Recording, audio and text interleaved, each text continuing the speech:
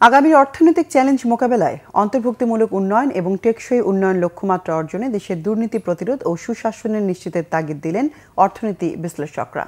নির্বাচন হয়ে গেলে দেশে বিনিয়োগ বৃদ্ধির পাশাপাশি অর্থনীতি আরও ঘুরে দাঁড়াবে বলে মনে করছেন তারা। সকালে পরিকল্পনা কমিশনের এনইসি সম্মেলন কক্ষে বাংলাদেশের অর্থনৈতিক অবস্থা ও এসডিজির অগ্রগতি প্রতিবেদন প্রকাশ উপলক্ষে আলোচনায় এসব কথা বলেন বক্তারা। অনুষ্ঠানে এনবিআর চেয়ারম্যান আব্দুর রহমান খান বলেন, দেশের ট্যাক্স জিডিপির অনুপাত 7-এর মধ্যে থমকে থাকা বিপজ্জনক। রাজস্ব আয় কাঙ্ক্ষিত পরিমাণে বাড়াতে আয়কর ও ভ্যাট কমানো, ব্যাপক সংস্কারের পাশাপাশি ডিজিটাল পদ্ধতির ব্যবহার নিশ্চিত করতে হবে।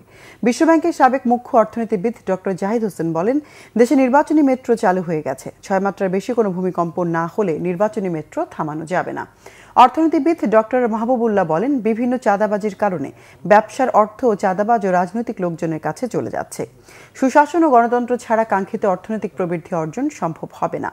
সিপিডির ফেলো ডক্টর মোস্তাফিজুর রহমান বলেন, রাজস্ব আয় কাঙ্ক্ষিত সফলতা না আসায় পরনির্ভরশীলতা বাড়ছে। সরকার যে রাজস্ব আয় করে এবং জনগণ যে পরিমাণ ট্যাক্স দেয় তার মধ্যে বিশাল ফারাক। এর মূল কারণ দুর্নীতি। এলডিসি উত্তরণের গতি বাড়াতে চাইলে সুশাসন জরুরি বলে মনে করেন তিনি।